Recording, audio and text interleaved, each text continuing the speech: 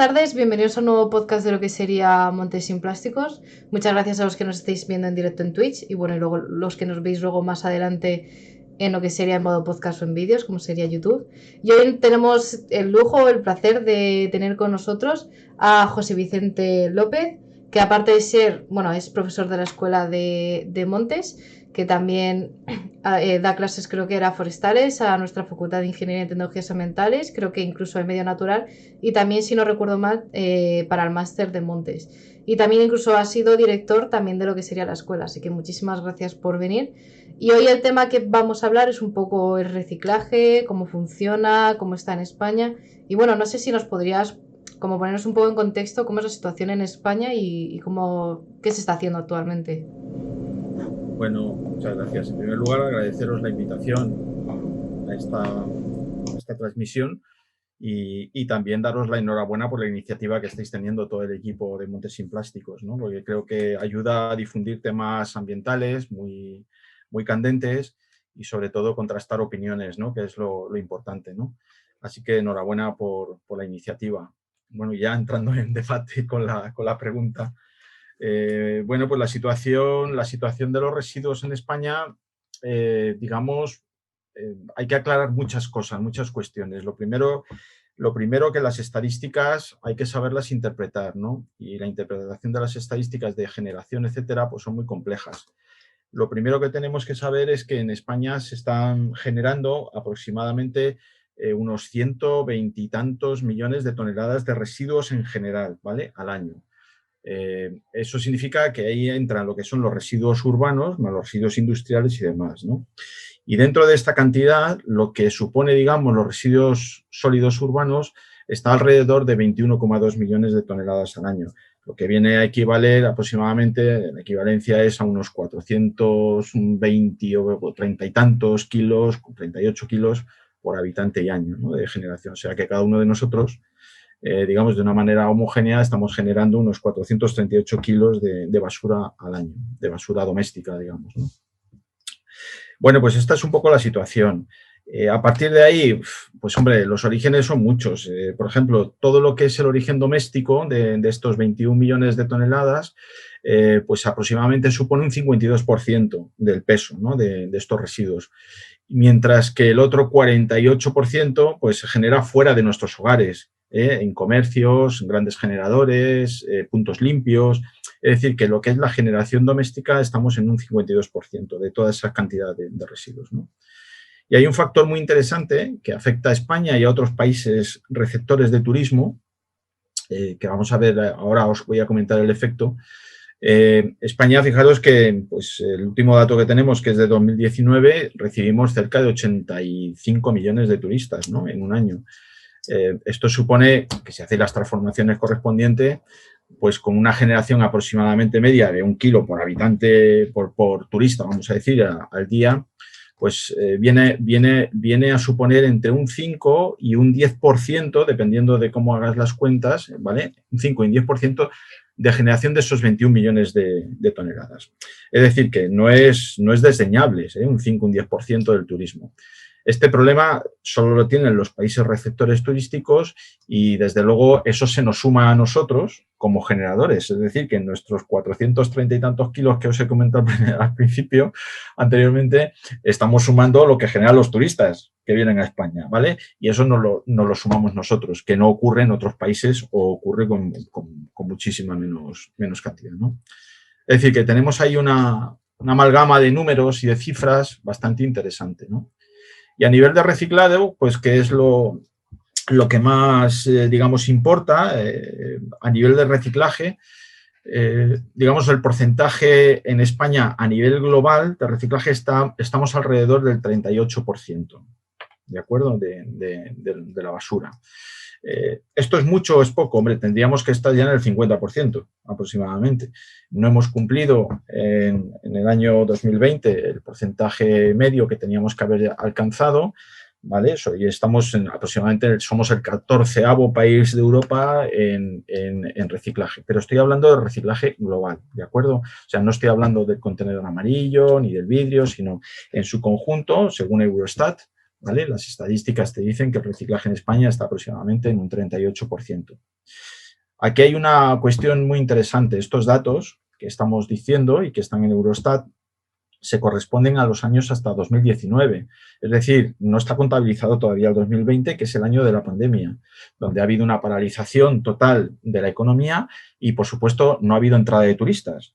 Entonces, va a ser muy interesante conocer la cifra verdadera, la cifra real oficial del año 2020, que todavía no la tenemos, precisamente para comparar estas cifras, ¿no?, anteriores y lo que nos puede suponer en el futuro.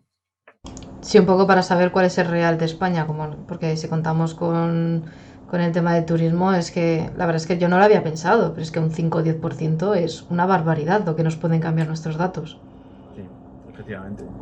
Bueno, multiplica, pues son casi de 21 millones el 10%, serían 2 millones y pico, y el 5 la mitad, 1 millón y pico. Sí, la verdad es que sí. Yo quería preguntarte así, yo creo que un poco pregunta light y para empezar, ¿por qué España no consigue cumplir sus objetivos de reciclaje? A nivel global, por supuesto. Bueno, son muchos factores. Son muchos factores porque el primero es que no hay una canalización de la recogida en distintos generadores. Es decir, estamos haciendo mucho hincapié en la generación doméstica, vamos a decir, ¿no?, de los contenedores de calle, pero también hay otras vías de generación a nivel industrial o incluso a nivel municipal o de comercial, de servicios, etcétera, de acuerdo, donde la contabilización no se hace tan exacta, ¿no? O a veces ni existe esa contabilización. ¿Qué ocurre? Que finalmente lo que tenemos los datos son los que entran en las plantas de selección y las plantas de clasificación, ¿vale? Pero muchos de estos materiales de otros canales de generación no entran por ahí. En consecuencia, digamos, ese valor nos baja, ¿de acuerdo? Sí. Eso es un factor, la falta de control o de sumar, digamos, los distintos canales de generación que existen de residuos en el país. La siguiente es una cuestión también de educación, de formación, de educación ambiental, ¿no?, en general. O sea, la participación ciudadana es fundamental en el sistema de reciclaje. O sea, guste o no guste, hay que reciclar, porque está por ley, está a nivel europeo, tenemos que cumplir unos objetivos y para reciclar tenemos que depositar, primero hacer una clasificación en origen correcta y luego depositarlo en los contenedores correspondientes, ¿de acuerdo? Lo más limpio y clasificado posible desde el origen. Bueno, pues esta función hay que hacerla, pero es muy complicada porque estamos hablando de culturas muy diferentes dentro de un mismo país, ¿no?, como nos ocurre a nosotros. Entonces, pues puede haber comunidades autónomas mucho más avanzadas mentalmente en este sentido, normalmente suelen ser las del norte de España, en general, no quiere decir que los demás lo hagan mal en absoluto, y otras menos avanzadas, que simplemente los porcentajes que tenemos de, ¿cómo se llama?, de rechazos o de no aceptados dentro de los contenedores, da igual el que sea, pues son mayores, ¿no? Entonces, bueno, la concienciación ciudadana, la participación, la educación, etcétera, es otro factor bastante importante en nuestro país, ¿no? Y aunque se hace un esfuerzo muy grande en la formación y sobre todo en la comunicación para que lo hagamos bien, tenéis que ver anuncios de televisión, anuncios en prensa, en la radio, en fin, en las marquesinas de los autobuses, en un montón de sitios vemos información para reciclar, de cómo hay que hacerlo, etcétera, etcétera. Pero lo cierto es que luego, si abrís un contenedor de residuos, por ejemplo, de fracción resto, por echarle un vistazo por la noche, cuando lo recogen, etcétera, pues veréis que hay envases. Sí. O sea, la gente, a pesar de eso, sigue haciéndolo mal. Yo no le echo la culpa al 100% a las personas, ¿de acuerdo? Porque cada persona tiene su característica, su idiosincrasia y, por lo tanto, pues reaccionará de una manera mejor o peor, ¿no? No hay que tampoco demonizar a la sociedad por eso, ¿no? ¿Qué es lo que más o menos más se recicla? Que digas, casi todo el mundo cumple con esto. Hombre, los monomateriales son los más fáciles de reciclar. Es decir, papel y cartón, vidrio y metales son los más fáciles, ¿de acuerdo? Metales me refiero a las latas, etc. Sí. ¿Por qué? Porque la gente sabe lo que es. Pero es que los plásticos, el problema que hay es que hay tal cantidad de plásticos y tal cantidad de envases de plásticos y que no se sabe muchas veces dónde van las cosas, ¿no? Y sobre todo hay plásticos que forman parte de envases que son de un solo uso, por el film, etcétera, de la carne, de lo que sea, del pescado que nos lo envuelven y tal, que normalmente está sucio y demás, y entonces va pues a la fracción resto, habitualmente, ¿no? Lo tiran. Bueno, pues todo eso ocurre que hay fracciones, como os lo acabo de comentar, como el plástico, por ejemplo, para que tengáis una idea. El papel y cartón ronda el reciclaje, la recuperación del reciclaje aproximadamente un poquito más abajo del 80%, ¿de acuerdo? El vidrio estamos en un 70 y tantos %, en grandes números, ¿eh? ¿Cómo se llama? Las latas de aluminio, metálicas, etcétera, pues estamos también en un 88%. Pero cuando bajamos al plástico estamos en un 46%. Con respecto a las estadísticas que ha comentado antes, o las que, por ejemplo, ha dicho los porcentajes de lo que se recicla, ¿lo que se sabe de estos porcentajes es porque nos lo dan las empresas que reciclan? ¿O cómo llegamos a saber esos porcentajes? No, los porcentajes de reciclado se corresponden, digamos, a lo que... O sea, aquí hay dos maneras de medirlo, ¿vale? Una es lo que pesa el contenedor, ¿vale? Y otra es lo que sale de la planta de clasificación al reciclador. Ahí están las grandes diferencias, ¿no? ¿De acuerdo? Entonces, claro, porque las diferencias son distintas, vamos, digamos, la contabilización es distinta. Dentro del contenedor está todo lo que echamos, bueno o más malo, es decir, entra en una planta de clasificación, se hacen, digamos, los muestreos correspondientes antes de tal y se sacan las fracciones, ¿no? Pero realmente luego de ese material hay mucho material de rechazo en la planta, etcétera, etcétera, que al final lo que queda son los materiales que van al reciclador con un porcentaje menor de lo que ha entrado en la planta. Entonces, según cómo hagas, digamos, la contabilización, te sale más o te sale menos. Entonces, ese es un problema de armonización de estadísticas, pero pasa aquí, pasa en muchos países, ¿eh? O sea, no es solo de España. ¿De acuerdo? Y eso es un poco digamos, la cuestión. Ahora, si me preguntas sobre qué hacemos este porcentaje de material que se está obteniendo, es sobre todo aquello que se pone en el mercado. ¿Me explico? Es decir, si yo pongo al cabo del año X toneladas de envases de metal en el mercado y estoy recogiendo en el contenedor amarillo Y toneladas y luego al final del proceso Z toneladas, ¿vale? Pues, hombre, el porcentaje de recuperación y de reciclaje dependerá. De reciclaje será la parte final respecto al total que hemos puesto en el mercado, ¿de acuerdo? Y la parte de recuperación será antes de la planta respecto a lo que hemos puesto en el mercado. Porque hay entiendo, parte importante de residuos que no se les da, que no vuelven útil. Por ejemplo, hablando de envases, porque hay una parte importante de envases que no vuelven a ser reutilizados tras el sistema de reciclaje. Bueno, siguiendo con lo que estábamos hablando. Depende, tecnológicamente dependen, son distintos, ¿no?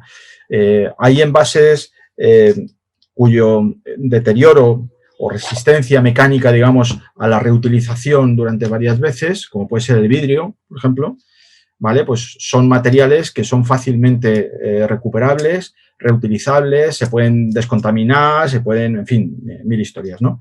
Y antiguamente, pues el vidrio era un material, las botellas de vidrio reutilizables totalmente, ¿no? Yo mismo de pequeño pues lo hacía con mis padres, ¿no? Bajaba a la bodega y devolvía el casco y lo volvía a subir o lo rellenaba de otra cosa.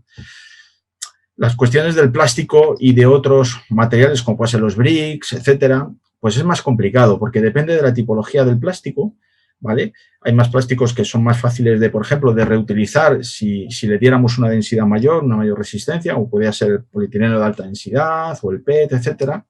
Pero el brick yo lo veo muy complicado, por ejemplo, el recuperar y reutilizar el brick, ¿no? Lo veo complicado pues porque ya viene serigrafiado, viene con unas marcas determinadas, en fin. Y aparte contiene alimentos en general que pueden ser fermentables, hay que desinfectarlo, en fin. Al final posiblemente no sea tan sostenible el reutilizar determinados materiales, ¿no? Eso hay que estudiarlo, hay que verlo, su ciclo de vida, ¿vale? Y al final sacar una conclusión, que aquellos materiales que no sean susceptibles de reutilizar o de reciclar en condiciones, digamos, ambientalmente sostenibles, pues dejar de consumirlos. Bueno, estamos hablando de los bricks de leche, que son todos de la empresa Tetra Pak en principio, porque es un monopolio de la producción.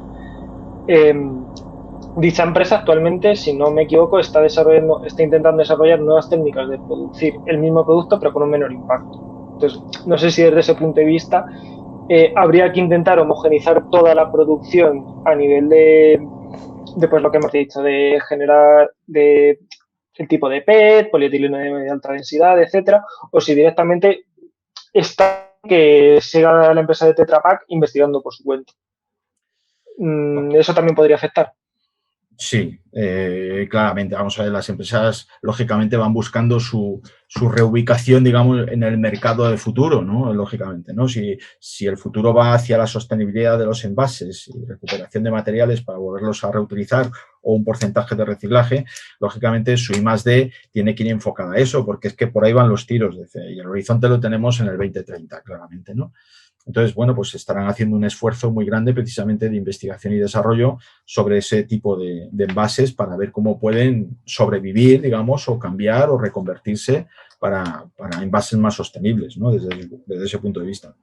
Desde ya como opinión particular, no quiere decir que esto sea académico ni nada por el estilo, sino mi opinión particular es que creo que hay que simplificar muchísimo el mercado de envases, ¿vale? Ir hacia envases sencillos, envases más reutilizables y evitar los compuestos.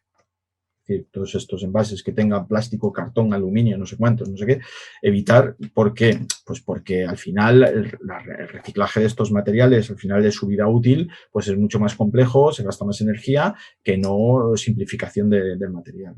Sino que cuanto más homogéneo, mejor sea. Además, más fácil le va a hacer la vida a la gente, porque a veces es como, joder, me viene aluminio, me viene papel, y sí que hay en sitios que está bien que te lo marque, que te diga, esto aparte va a este contenedor, este tal, pero tal vez mucha gente que sea más mayor, tal vez, pues que no se aclare y al final lo tire todo al mismo contenedor.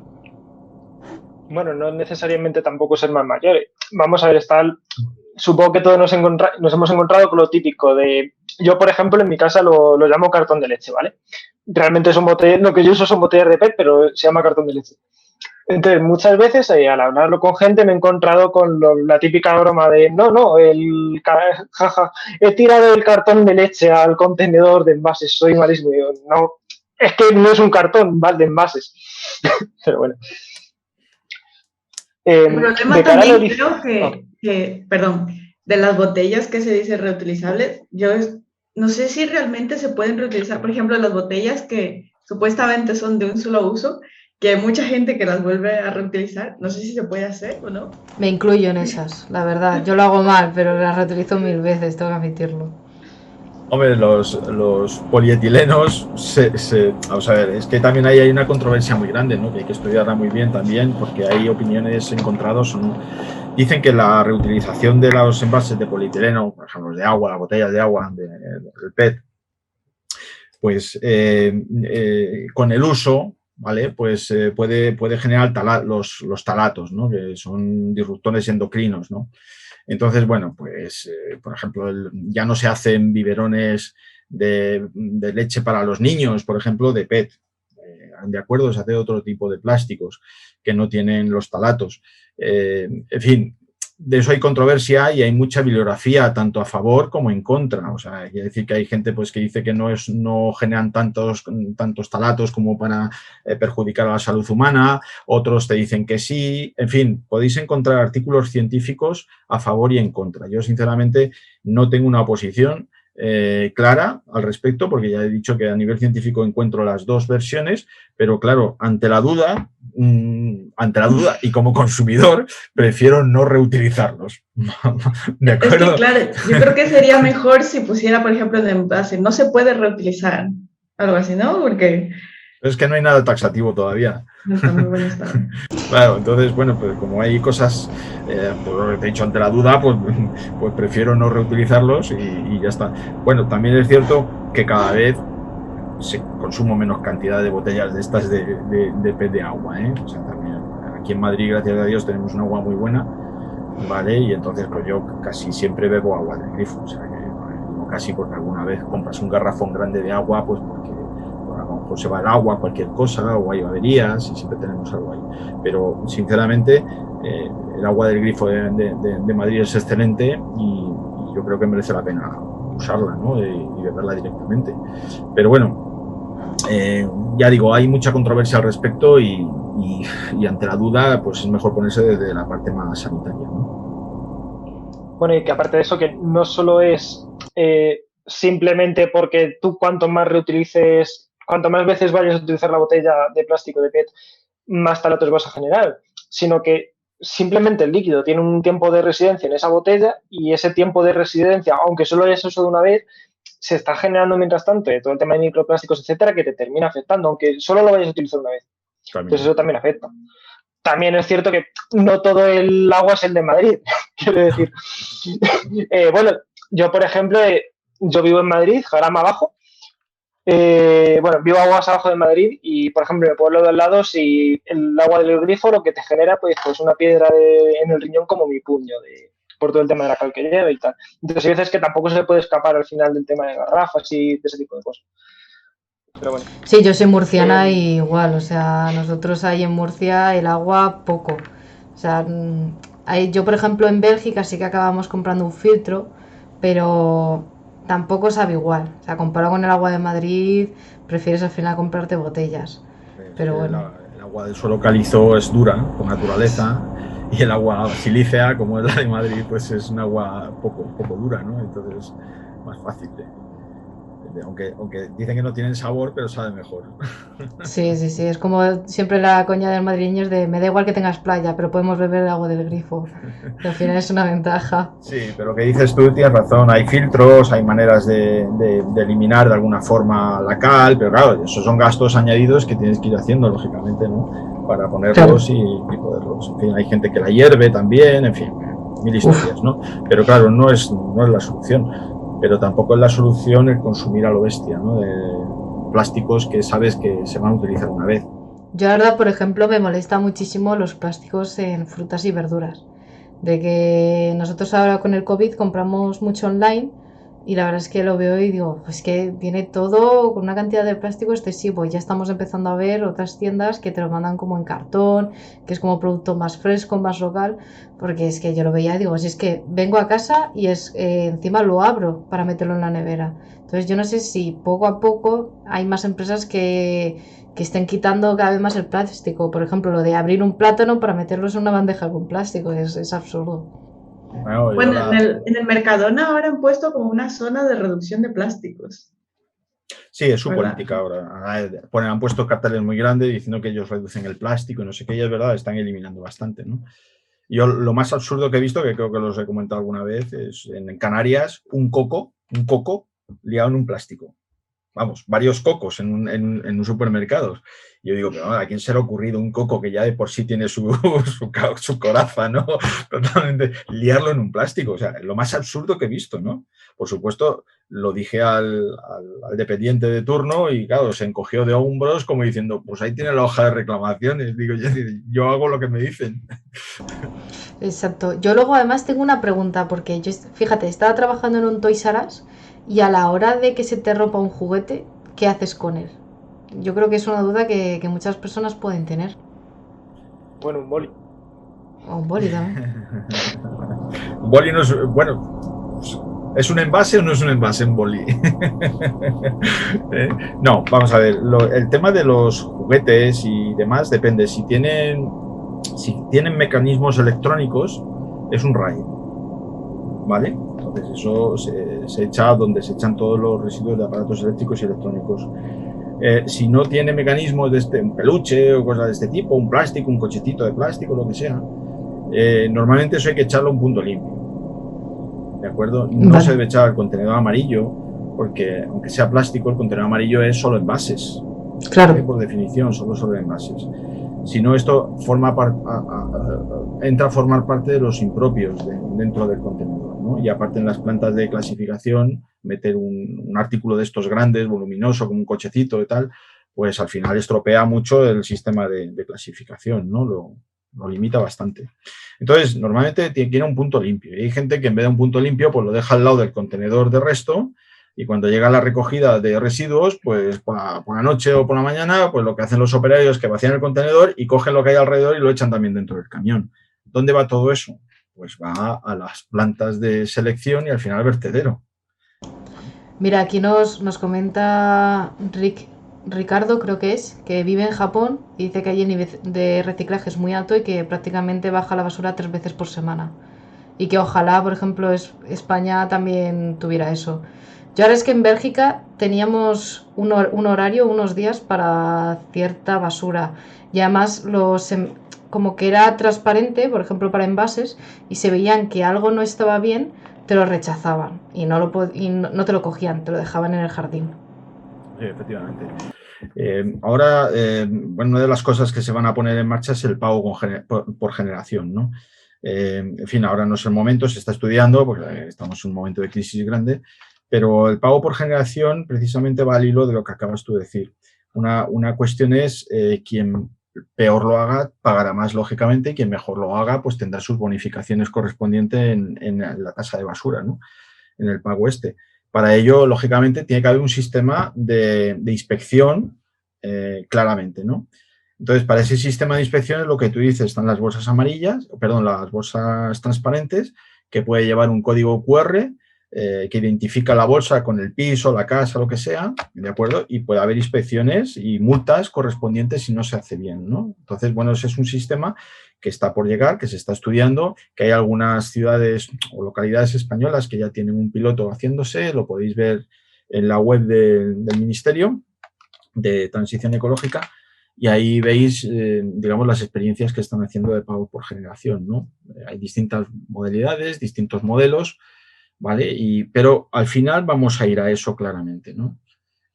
Tarde o temprano, porque ahora mismo, salvo algunas ciudades o comunidades, en concreto, si yo os pregunto cuánto pagáis por la tasa de basura, la recogida de basuras, pues es muy difícil saberlo, porque si te viene en el recibo del IBI, no viene desglosado, ¿no? Hay localidades que sí tienes la tasa de basura calculada y te la pasan el recibo independientemente del IBI, ¿no? Pero bueno, en general, por ejemplo, aquí en Madrid, yo no sé qué pago de basura. Sí, yo es que tampoco. Yo no sé si, por ejemplo, comunidades de urbanizaciones grandes que tengan como un sistema de recogida ahí más diferente. No sé si ahí tal vez pagues un poco más que... No lo sé, no lo tengo claro. No lo sé, porque eso va en función del IBI, en principio, de la superficie, en fin, el valor catastral y más historias, que no sé ahora mismo realmente cómo se calcula, ¿no? Y yo creo que es diferente en cada ciudad. Yo, si no me equivoco, creo que en mi pueblo, que está en Toledo, creo que sí que viene separado ese impuesto de basuras. Y yo sí que no sabía, o sea, me pensaba que al estar en la factura en la casa de mi pueblo, me pensaba que también estaba en otras ciudades, pero no sabía, por ejemplo, que en Madrid no sale reflejado. Entonces... No sale. La Diputación de Málaga, por ejemplo, pues también lo hace separado. Hay distintos sitios. En Valencia, me parece, en algunos, no sé si todas las localidades, pero yo sé de algunas que también lo hace separado, su tasa de basura. En fin, es lo lógico, ¿no? Saber lo que te cuesta, que esa es otra cuestión, es decir, cómo calcular la tasa, ¿vale? Para saber lo que cuesta realmente la gestión de los residuos. ¿Vale? Eso es un estudio que tienen que hacer, que no en todos los sitios cuesta lo mismo. Y una pregunta, y ya que se está investigando eso, ¿también se podría contemplar para a lo mejor comercios? Porque, claro, yo, por ejemplo, alguna vez pues he visto alguna tienda o algún restaurante tal que, pues en principio tienen como puntos distintos, ¿no? Para tirar su basura y tal, pero muchas veces pues los he visto tirarlo al contenedor normal. Entonces, claro, no sé si también se te contemplaría claro, que a ellos también se les claro, el contenedor de calle es el contenedor doméstico, es de uso doméstico nada más. Luego lo que son ¿cómo se llama esto? El canal Oreca o los comercios, etcétera, tienen que tener su propio gestor de residuos, ¿no? Perdón, su propio contenedor y la gestión de residuo correspondiente. Tiene que pagar sus tasas distintas, como es lógico, que no lo doméstico. ¿Vale? Entonces, si veis que están echando en un contenedor, entre comillas, doméstico, residuos de un local de este tipo, pues, hombre, censurable. Mira, Ricardo nos escribe que en el chat que él, por ejemplo, trabaja en la industria de la construcción en Japón Y dice que, por ejemplo, que en vez de un contenedor de basura tenemos que tiene una bodega con costales los cuales llevan un código QR, que dice que se manejan como 27 códigos distintos y que al final del día se toman como unos 30 minutos para separar lo que sería la basura. Y dice un costal para papeles, otro para clavos, otro para maderas, otro de maderas con clavos, etc. La verdad es que yo no lo he visto en mi vida y me parece súper interesante esto. Que tal vez con 30 minutos de una jornada laboral acaba reciclando muchísimo más. Bueno, si eso es a nivel, por ejemplo, de tiendas o de comercios, pues a lo mejor se puede hacer, ¿no? Depende del tiempo de cierre, etcétera, porque eso al fin y al cabo son operarios lo que tienen que hacer, el empleado, etcétera, ¿no? Eso cuesta. Si es a nivel doméstico, imaginaros ahora en España que pusiéramos ese tema. ¿Vosotros lo veis viable? Es una pregunta que os hago, me podéis hacer vosotros a mí, pero lo hago yo a vosotros ahora. ¿Lo veis viable? Yo a nivel doméstico no lo veo, pero a nivel de empresas grandes y de construcción como él sí que me parecería bien. Pero es que también hay que tener en cuenta el factor del... Perdona, Luis. No, o sea, solo iba a decir que es verdad que en cuanto, no sé si se refiere a la situación económica, pero es verdad que puede que en Japón, claro, la economía de ese país no es igual que en otros países, por ejemplo, en España. Entonces, es verdad que aquí la gestión de residuos urbanos, pues se hace de cierta manera, pero es verdad que se podría hacer mucho más. Pero es verdad que también está el tema económico, eso yo. Japón tiene una particularidad que sabéis que no se ve ni una sola colilla ni un solo papel en el suelo. O sea, es que, vamos, aparte de fumar y todo eso está prohibido. Pero no se ve absolutamente nada. La concienciación de la gente es muy alta. Japón es un país que, como bien sabéis, no tiene recursos. No tiene recursos minerales, no tiene recursos naturales para no renovables, etcétera. Entonces, desde digamos, su revolución industrial después de la Segunda Guerra Mundial, ha hecho que ese crecimiento sea a base de importaciones de materias primas y de recuperar esos materiales para aprovechar absolutamente todo, ¿no? Entonces, por eso os digo que Japón pues tiene, es un caso muy particular, histórico, ¿de acuerdo? Y la concienciación de las personas de allí, de los japoneses, es completamente distinta y la disciplina que tienen es completamente distinta a la cultura latina, con perdón, ¿eh? Sí, porque No, aparte, vamos a ver. yo, por ejemplo, cuando estaba allí, sí que, porque muchas veces he escuchado, claro, es que hay muchas fracciones, ¿cómo lo vamos a separar y tal? Pero yo cuando estuve allí, habían como, yo qué sé, unas 10 fracciones, así, y toda la gente era súper organizada. Incluso estaba al aire libre los productos electrónicos, así, yo qué sé, un ordenador, tal, y lo dejaban ahí todo organizado. Y nadie cogía nada, era como, pues vale, eso no lo había visto en la vida. Sí, sí, así es. No, pero en cualquier caso también hay que tener en cuenta, en mi opinión, una cosa. Desde el punto de vista que estamos hablando de Japón y lo que hemos dicho, lo que ha dicho de los países latinos, España tampoco es un país que tenga muchos más recursos que Japón desde el punto de vista de envases PET. El PET, bueno, del petróleo y España no tiene PET. Es decir, que también se debería de motivar desde ese punto de vista, es decir, no tenemos materias primas como para producir todo esto. Ahora, la pregunta está en, cuando buscamos reducir, por ejemplo, el uso de plásticos, ¿cómo puede afectar ya temas de empleo o una gestión más cercana a la que realizaría, por ejemplo, Japón? ¿Cuánto podría costar al bolsillo del consumidor y qué efectos tendría a nivel económico? Una pregunta muy complicada, ¿eh? Simplemente, ¿cuánto podría costar o cuál es el impacto que puede tener reducir el uso de plásticos o una gestión distinta de uso de plástico desde el punto de vista de más eficiente o reducir el uso de envases de un solo uso? ¿Cuál es el impacto económico que podría tener? Pues mira, se estima que para el 2030, si se llevan a cabo todas las pautas de reducción de plásticos de un solo uso, más la utilización del PET reciclado o de los plásticos reciclados en una proporción determinada en los nuevos productos que se vayan haciendo, ¿de acuerdo? El incremento de costes está evaluado en un 23% respecto al actual, ¿vale? Entendemos también que ese incremento de costes también va asociado quizá a la creación de puestos de empleo, etcétera, ¿no? Hombre, en principio, efectivamente, lo que pasa es que las características cambian. La tipología de empleo es posible que no sea la que conocemos hoy en su mayoría. Bueno, de hecho, pues, digamos, a cierta edad ya va cayendo, digamos, la población como tal, ¿no? Por jubilaciones y demás. Entonces, el perfil de futuro pues cambiará un poco, desde luego, ¿no? Y sí se va a generar empleo, teóricamente se tiene por qué generar, porque todos estos cambios, cambios productivos, va a generar lógicamente cambios en las líneas de producción, en las maquinarias y demás, y eso tiene que generar empleo forzosamente, ¿no? Es una transición y al final, pues como toda reconversión, al principio hay una pérdida, un impacto grande, pero luego al final se estabiliza e incluso va creciendo, ¿no? Entonces, esta inversión del 23% que os he dicho, que es muy desigual según los sectores, ¿no? Pues evidentemente tiene que generar empleo. De hecho, las previsiones que tiene la Unión Europea en temas de economía circular van por ahí los tiros, ¿no? Puede ser muy interesante. Ahora voy a sacar un artículo, me van a sacar un artículo en la Fundación de Economía Circular, donde hemos hecho un estudio en Estados Unidos, Reino Unido y la Unión Europea sin el Reino Unido, ¿vale? Por separado, de todos los anuncios de puestos de trabajo que están demandando las empresas y las administraciones norteamericana, británica y europea, de economía circular, ¿vale? Y ya veréis, bueno, ya cuando salga publicado, pues el perfil que actualmente se está demandando por parte de las empresas, ¿vale? Este perfil actual no va a ser el del año 2030, sino que ahora las empresas lo que están haciendo es prepararse para este cambio y están cambiando las cosas más, digamos, más urgentes que tienen. Y las cosas más urgentes que tienen las empresas hoy día, el sector en general productivo, es la energía, ¿vale?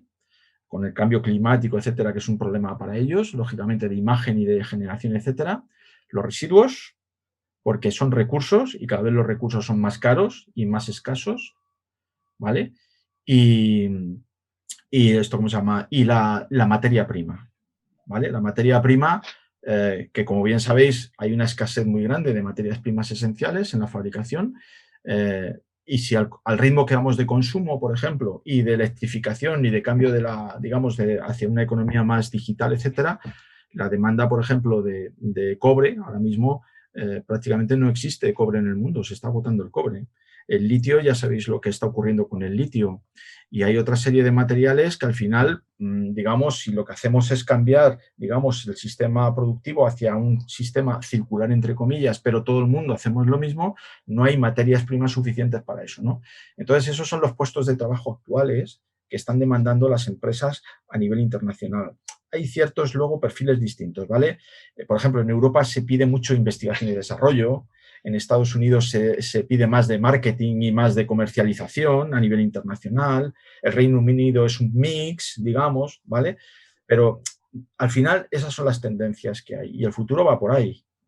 Nuevos materiales, nuevos usos, nuevos trabajos, eso está claro. Si luego además el mercado de subproductos, yo creo que se puede, con todo lo que serían las simbiosis industriales, es que además se pueden tener muchísimos ahorros entre empresas y yo creo que eso hay que fomentarlo, que yo creo que mucha gente no lo conoce y al final tiras menos, consumes menos y además te estás abaratando costes al utilizar tal vez subproductos que te lo puede dar otra empresa porque son residuos suyos y te sale mucho más barato.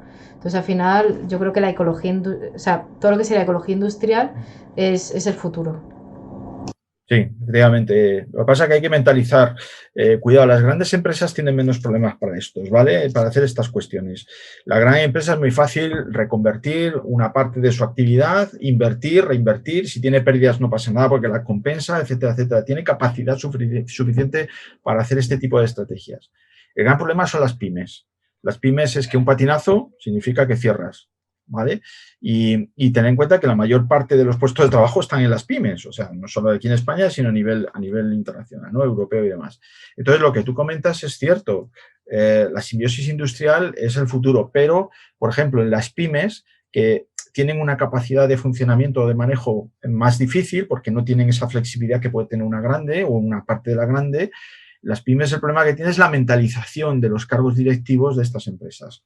Es decir, si estas empresas lo que están buscando al final es la cuenta de resultado para poder sobrevivir y están en el mercado competitivo, ¿vale?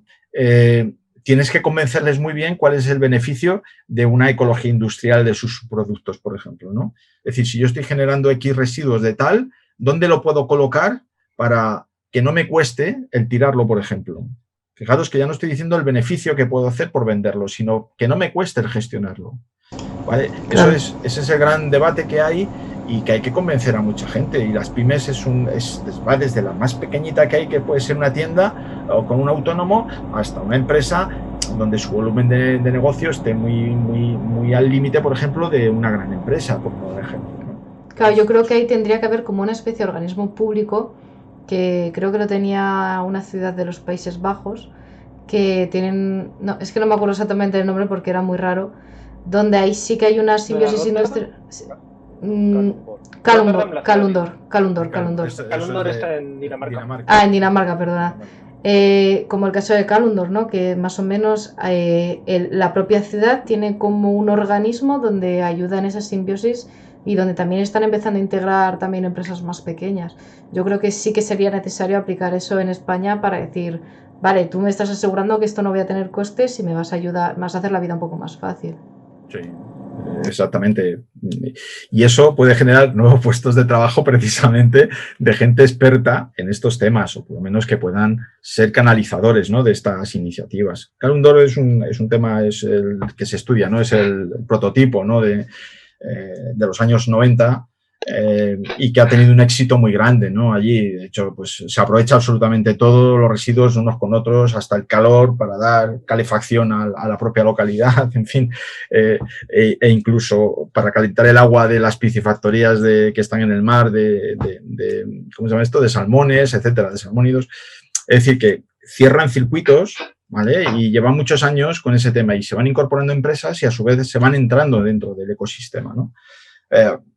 Es, digamos, el paradigma, ¿no?, de lo que sería la simbiosis industrial.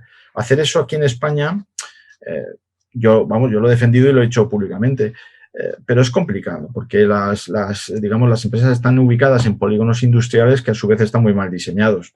Con lo cual, casi los polígonos industriales son monotemáticos, ¿no? O es todo de almacenes yo qué sé, de importaciones, o son todos talleres mecánicos, o son no sé qué. Entonces, la interacción es muy complicada, ¿no?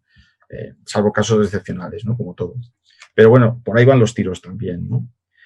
Oye, y os quería comentar también del caso de los residuos urbanos, pues que hemos hablado del reciclaje, que estábamos en un 35, 38%, como os he dicho, pero también hay otras formas de gestión, ¿no? Está lo que es la valorización energética, que estamos alrededor de un 11, 10, 11, 12%, dependiendo de los años, y luego lo que va a vertedero, que España es uno de los países que sí que está tirando bastante basura a los vertederos, un 53%, 52-53%.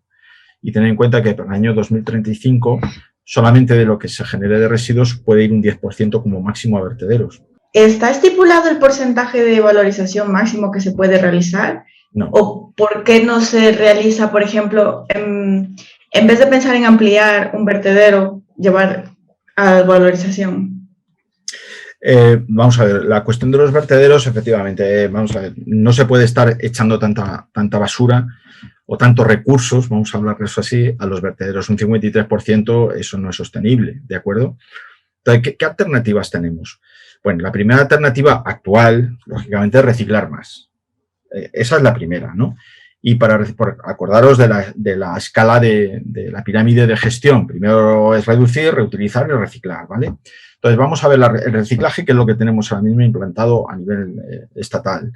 Lo primero es reciclar. Reciclar mucho más. Y reciclar más significa los canales de generación que hemos comentado al principio, que no se están haciendo, nuevos canales, estudiarlos y meterlos en el sistema. Y dos, la materia orgánica, ¿vale? La separación en origen o la selectiva de materia orgánica hace que el reciclaje, porque eso se contabiliza como reciclaje, empiece a subir. Y además eso no iría a los vertederos. Es decir, que toda la generación de materia orgánica, que es importante, que es un 38%, me parece que hay, de la basura que va a los vertederos, pues eso dejaría de ir a los vertederos. Es decir, pues ya estaríamos en un 53 menos un 38, fijaros ya lo que estoy eliminando, ¿de acuerdo? De entrada, en grandes números, cuidado, ¿eh? Luego, el reciclaje es lo primero. Luego, la valorización. Dice, ¿por qué no se sube la valorización energética? Lo que es incineración. Bueno, hay países, como bien sabéis, los países que, digamos, menos residuos tiran a los vertederos.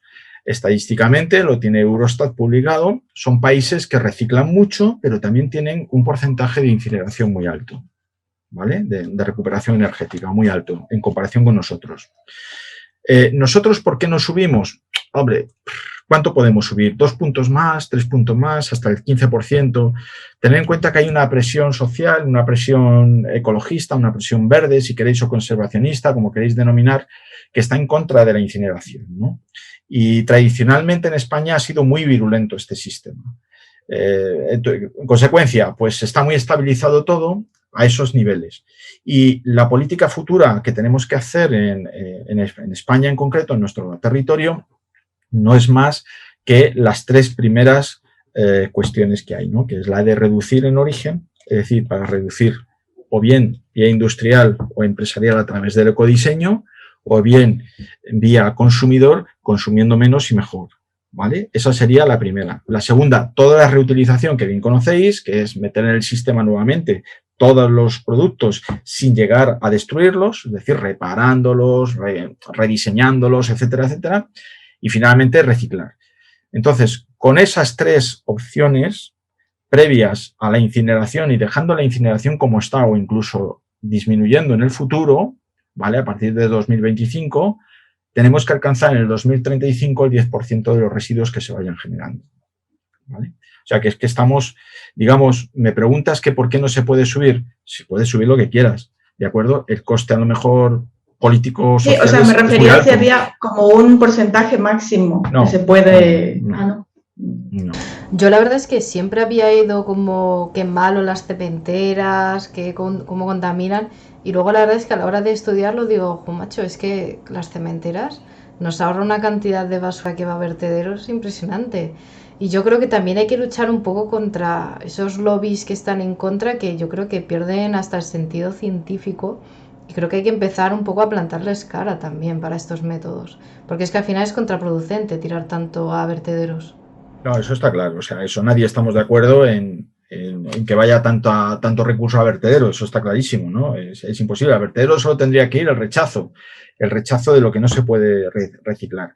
Hay países pues que están llegando a un 1% nada más. O sea, quiero decir, Alemania o países de estos muy avanzados en la gestión de residuos, que tiene un porcentaje de incineración muy alto también, pues prácticamente es un 1%. Eso se llama vertido cero a ese nivel, ¿de acuerdo?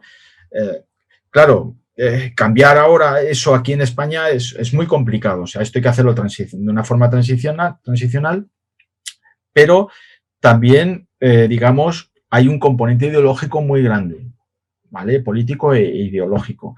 Si lo que se quiere es que llegar a ese 10%, y esto es una opinión mía, esto tampoco es de libro ni nada por el estilo, si lo que se quiere llegar es ese 10% en el 2035, actuando únicamente entre los 3 primeros escalones de reducir, reutilizar y reciclar menos, porque reciclar es menos eficiente que los otros 2 escalones, ahí, como bien sabéis, hay un componente ideológico muy grande.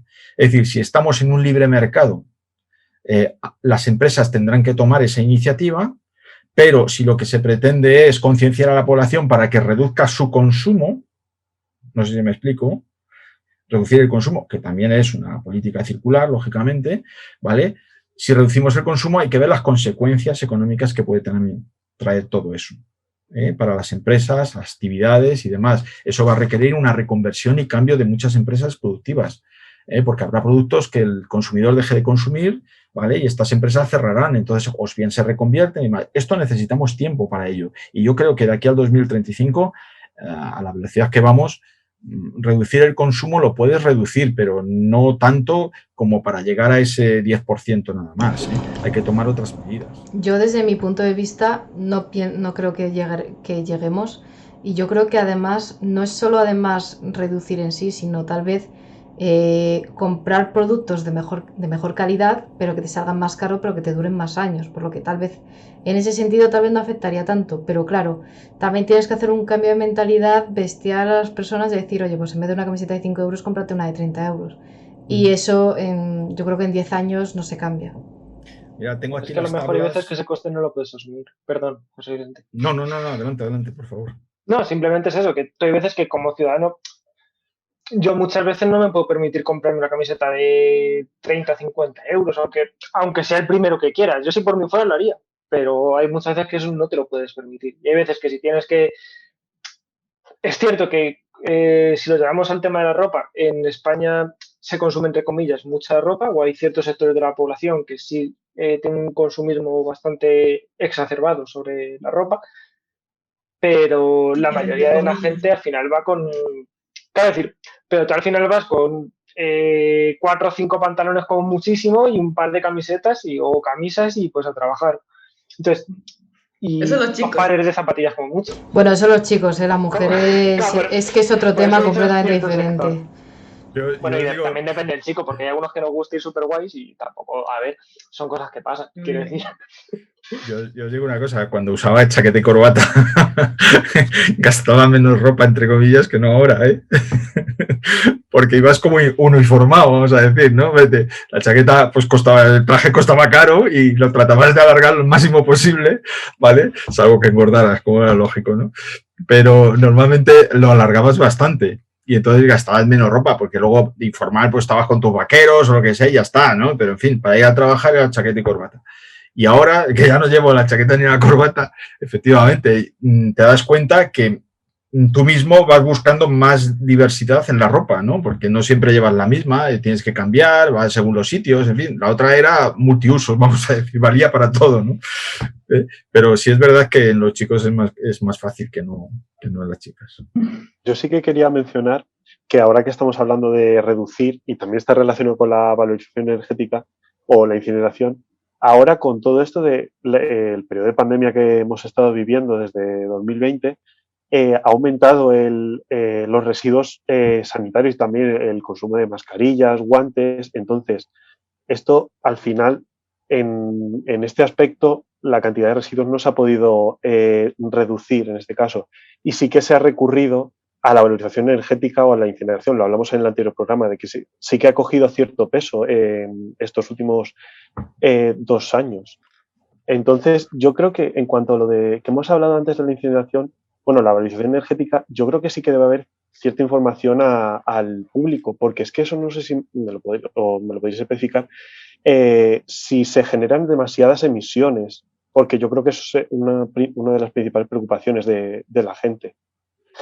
Bueno, el tema de valorización energética tiene dos componentes, ¿vale? Que, digamos, negativas, entre comillas. Y los dos componentes son, que están escritos y dichos y denunciados. Uno es el mero hecho de tener una planta de valorización energética, una incineradora. El mero hecho de tenerla hace que muchos envases no se reciclen, sino que vayan como combustible, ¿de acuerdo? No aposta, vamos a decir, no con intención, pero sí por ineficiencia del sistema, vamos a denominarlo así, ¿no? Si no existiera esa planta, no quedaría más remedio que o vertederos o reciclarlos, está claro, ¿no? Eso es una de las denuncias, vamos a decir, entre comillas, ¿no?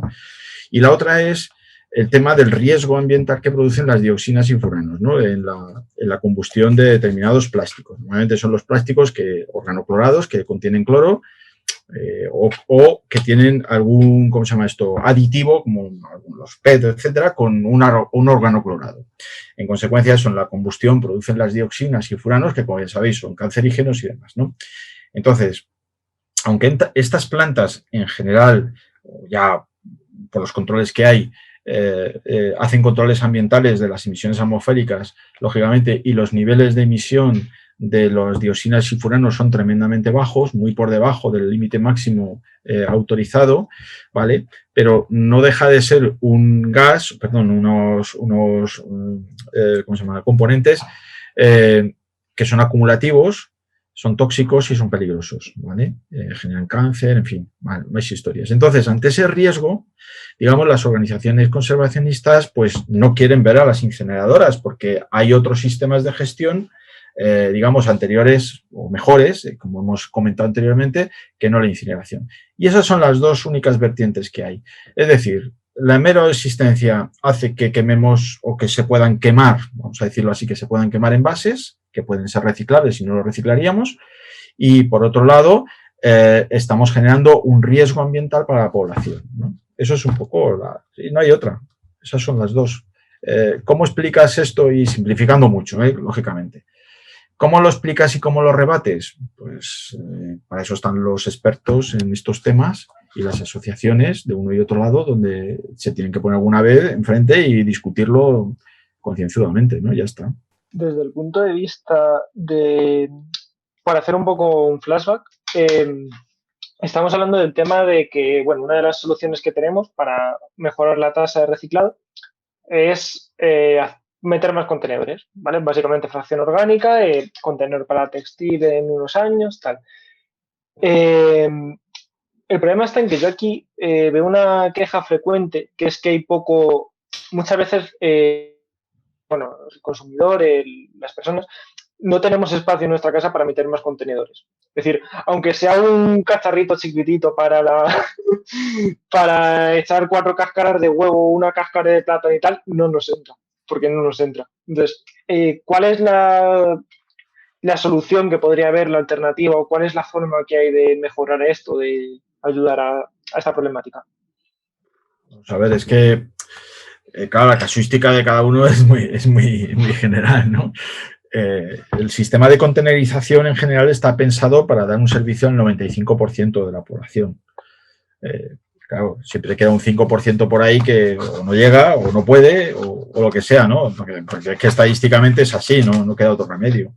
Entonces, vamos a ver, la directiva comunitaria de residuos que se transpone en nuestra legislación te dice que todos aquellos materiales que sean reciclables tienen que ser separados. No me importa la forma, pero tienen que ser separados en origen. Es decir, que nos guste o no nos guste, tenemos que tener esos contenedores o esos cubos de basura o esas bolsitas en casa. Si yo tengo una casa pequeña, no tengo sitio, pues no voy a quedar más remedio que utilizar bolsitas más pequeñas y aumentar la frecuencia del depósito. Es que no me queda otra, ¿vale? Si yo tengo una cocina grande o un sitio más grande, pues o una terraza, pues lo que haré es que acumularé más y lo bajaré cada 2 días o cada 3 días o tiraré el cartón cada semana, lo que sea. Depende del espacio. Pero la ley es la ley y la normativa está así. Es decir, que tenemos que tener esos sistemas de separación en origen, ¿vale? Porque todos los materiales reciclables hay que separarlos. ¿Vale? Pero sea cual sea, o sea, te quiero decir que... ¿Vale? Bueno, chicos, ya son casi las 6. No sé si hay algo así por último que os gustaría preguntar, por ir finalizando, aunque la verdad es que está siendo súper interesante y me pasaría toda la tarde. Pero no sé, algo como en conjunto. Lo que os guste, lo que preguntéis, curiosidades. Vale, para ir concluyendo, yo creo que diría que el punto más importante sería para la gente que se debe reducir y después reutilizar, que es lo que hemos estado hablando, que también en esta época de COVID he visto antes que se han podido reciclar en cuanto a envases, 1,5 millones de toneladas, casi 1,5 millones, se ha reducido en cuanto a 2019, estos son datos de 2020, entonces sí que se ha visto un poco afectado este valor de reciclaje, pero como hemos visto nos interesa más porque el reciclaje tiene unos costes y tal, poder reducir pues lo que hemos estado hablando de usar productos reutilizables, que lo llevamos mencionando en todos los programas, y también eso, intentar poder reutilizar productos, que también lo hemos mencionado. Bien. Bueno, pues muchas gracias por estar con nosotros. Bueno, perdona, Guille. No, es la típica de en mi pueblo lo juntan, la recogida del camión lo juntan todo, o en el vertedero luego lo juntan todo y lo separan. ¿Qué hago? Simplemente porque es la pregunta que más nos hemos encontrado y por darle un poco de salida, para que quede ya para la posteridad. No, vamos a ver, no se juntan.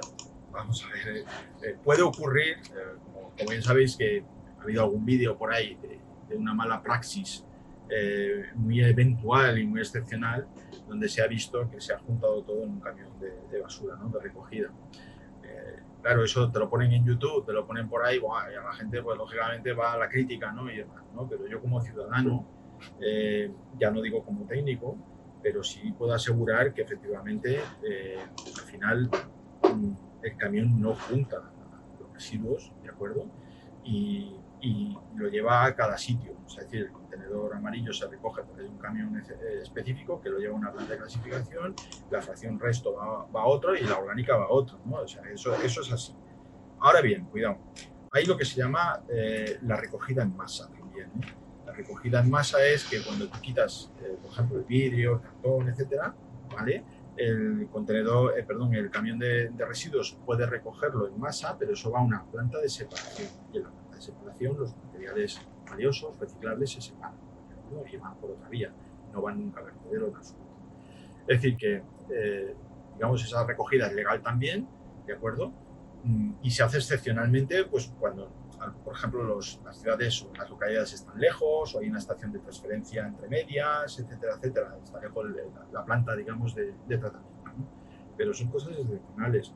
Ahora, ya lo de juntarlo, digamos, entre comillas, en plan de mala praxis, puede haber algo puntual que se haya hecho y que haya salido en los YouTube y demás, pero no es lo habitual.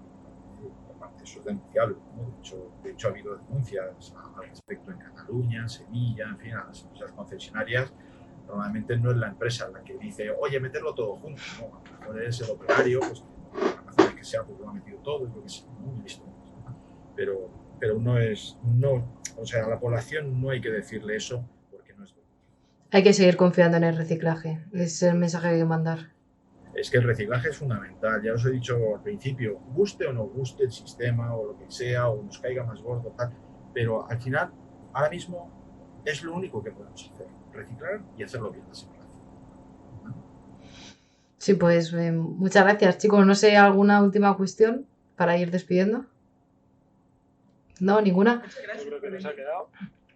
Pues la verdad es que a mí me ha encantado, la verdad es que es un tema que nos preocupa mucho, además a las personas de nuestra carrera, siempre es algo de lo que mencionamos mucho, el tema de reciclaje, la economía circular, todo el tema de simbiosis industrial, o sea, de ecología industrial, creo que es el futuro y creo que más adelante se va a ir mejorando en este aspecto. Y bueno, antes de darte las gracias y todo, por favor, cuando en el momento que se te publique el artículo que nos has mencionado, si nos puedes avisar para que podamos echarle un ojo e incluso comentarlo, yo creo que todos nosotros lo agradeceríamos. Y a las personas que nos estéis viendo, por si os habéis entrado tarde o queréis volver a ver este podcast, que sepáis que lo podéis ver en YouTube en unos días, cuando se pueda subir, y también en formato podcast, lo que sería en iVoox y en Spotify. Creo recordar que no tenemos nada más. Y que luego además nos podéis seguir en nuestras redes sociales como Twitter e Instagram. Y nada, de verdad, muchísimas gracias, José Vicente, por venir. Creo que ha sido una charla muy buena y creo que todos hemos podido aprender. Así que nada, muchas gracias y nos vemos en el próximo directo. Chao.